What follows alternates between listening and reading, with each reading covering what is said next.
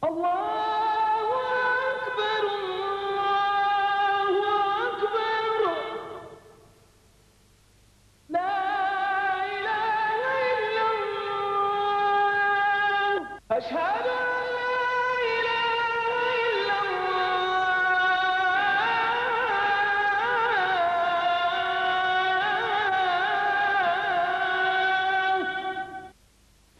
Аллах Таала баршамызға осы Рамазан айын мубарак етсін. Өзі шариғат бойынша да Рамазан айымен құттықтау ол шариғатта келген нәрсе екен. Өйткені шынымен де бұл бір құрметті айлардың бірі, Аллах Тааланың мұсылмандар үшін бекіткен. Өйткені бұл айдың ішінде 1000 айдан хайырлы болған Рамазан кеші осы айдың ішінде. Одан кейін осы барша пайғамбарымыздың мұғжизаларының ішінде ең үлкені, және бүкіл адамзат баласының екі дүниедегі иелікке жетуіне мүмкіндік беретін Аллахтың сөзі Құран осы айда түскен. Осы айда түскен екен, есептелінеді екен. Сондықтан бұл ай сондай бір құрметті ай, Құран айы деп те аталады бұл айда. Одан кейін біздерге жеткен көптеген хадистер бойынша «Иза дахалал Рамадану футихат абуабул джаннати ва ғуллиқат абуабул джаханнам» дейді. Егер Рамазан айы кіретін болса, онда жәннаттың есіктері ашылып, дозақтың есіктері жабылады дейді. Және шайтандар байланады деген екен. Осы айда жаңағы ірі шайтандардың бәрі байланады. Сондықтан көбінесе Рамазан айында біз мұсылмандардың қатарының толыққанын көреміз. Кейде Рамазан айында адамдар дінге бет бұрған, Рамазан айында сәждеге бас қоюшылар, Рамазан айында ораза ұстағысы келіп қалатындар, сондай адамдарды көреміз. Өйткені бұл айда шынымен шайтан байланып, адам баласына өзінің Раббысы туралы ой пікірінің таза тұнық болуына келеді. Ал адамның ой пікірі Раббысы туралы тұнық болған кезде, ол құлшылығына да барша ықтиятты бола бастайды екен. Сондықтан бұл сондай бір айдан, сосын жаңа жоғарыда айтып кеткен хадисімізде сияқты, пайғамбарымыз саллаллаху алейхи ва саллям айтып кеткен: «Ман сома Рамадана иман ва ихтисан ғуфира лаху ма тақаддама мин замбихи» дейді. Кімде-кім Аллах Тааланың разылығы үшін иманменен, шын иманменен, кәдімгі сеніп, Аллахқа сеніп, және Аллах Тааланың осы Рамазан айын бізге бекіткеніне сеніп, және осы Рамазан айында уәде қылған сауаптарға сеніп ораза тұтатын болса, онда Аллах Таала оның ілгергі күнәларын кешіріп қояды дейді.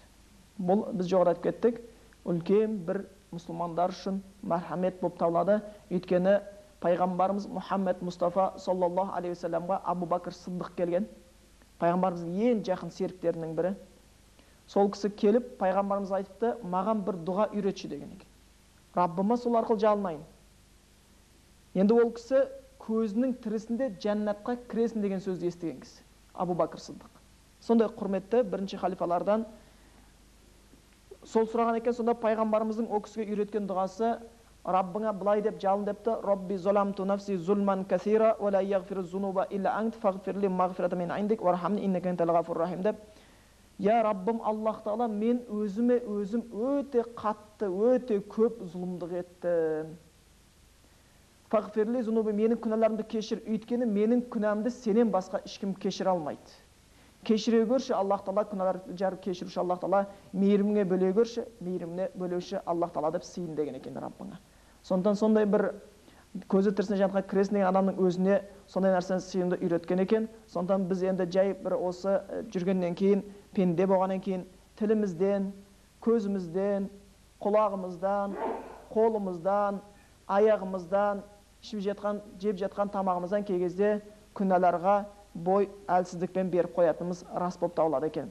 Тіпті бұл күнәларды әркім жария ету, айтуға тиіс емес, бірақ әркім өзінің ойында, өзі іштей ойланса, күнделікті істеп жатқан күнәдан қалай байқамай ғайбат сөйлеп қойдым екен, қалай біреуді ренжітіп қойдым екен, біреудің хақысын жеп қойдым ба екен, мен осы аяғымменен қандай жерлерге бардым екен, Аллах Таала риза болатын жерлерге ма, жоқ ашуы келетін жерлерге ма, бұл қолымменен не тірліктер істедім екен, қандай кітаптар ұстап оқыдым екен, күнәлі ма, сауап ма деп ойлайтын болатын болсақ, онда шынымен де адамның жаны түршігетіндей.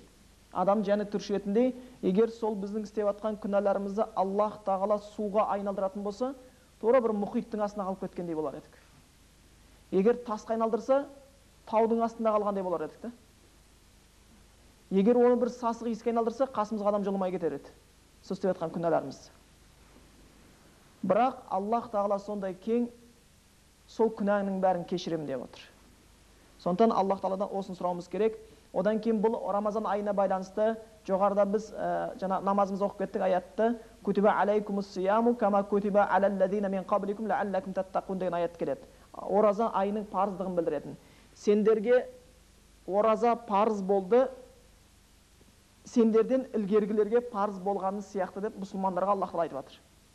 Лааллакум таттақун, әлбетте тақуалықтарыңды, Құдайдан қорқушырақтарыңды арттырарсыңдар дейді. Құдайдан қорқарсыңдар, тақуалық жасарсыңдар дейді. Осы аятқа сүйене отырып ғалымдар мынандай бір сөздерді бізге жеткізген екен.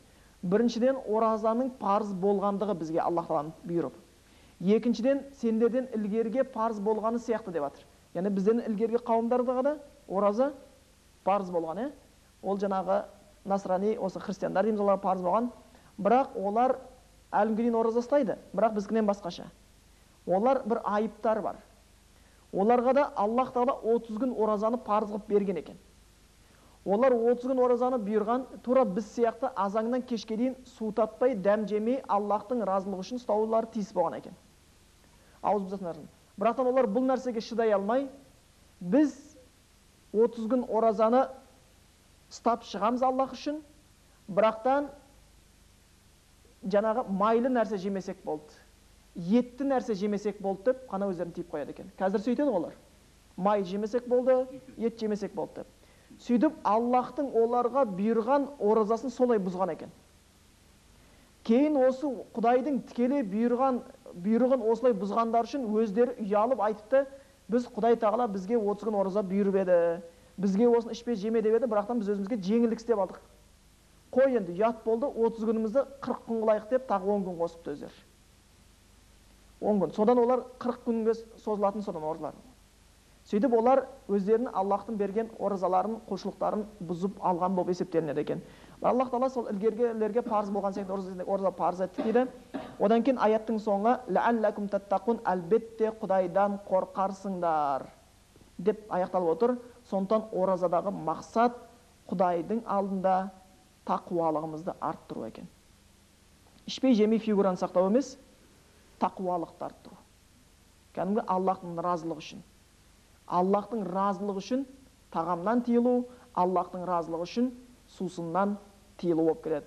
Одан кейін біздерге жеткен хадистер бойынша кім көзін, тілін, күнә істен тыймаса дейді, оның маған тамақты ішпей тастағаннан ешқандай пайдасы жоқ дейді Аллах Тағала. Сондықтан ораза кезінде қолдан келгенше көзде ораза, ауызда ораза, құлақта ораза болу керек. Көздің ораза болғандығы жаман нәрселерге қараудан тыю.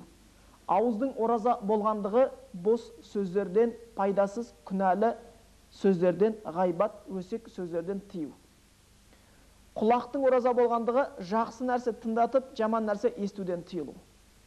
Тіпті айтады, егер сен ораза болсаң дейді, саған біреу келіп бір дөрекілік көрсете бастаса дейді. Онда оған не деп жауап бер дейді Пайғамбар саллаллаху алейхи хадисте? Инни имриун саимун. Мен ораза тұтқан кісімін деп айтып бер дейді. А десе Б деп жауап беріп кетпе дейді. Өйткені оразаның сауабын күшейтіп алу үшін. Үндемей қоя сал дейді. Мен ораза едім деп қоя сал дейді. Төбелесіне де, ұрысына да, дауына да, керісіне де бос сөзге де бармастан сол күйінде, өйткені бұл оразадағы басты мақсат тек қана ішпедім, жемедім емес, қолдан келгенше Аллахтың разылығының алдында тақуалығымды арттырсам деген мақсатпен болу керек екен.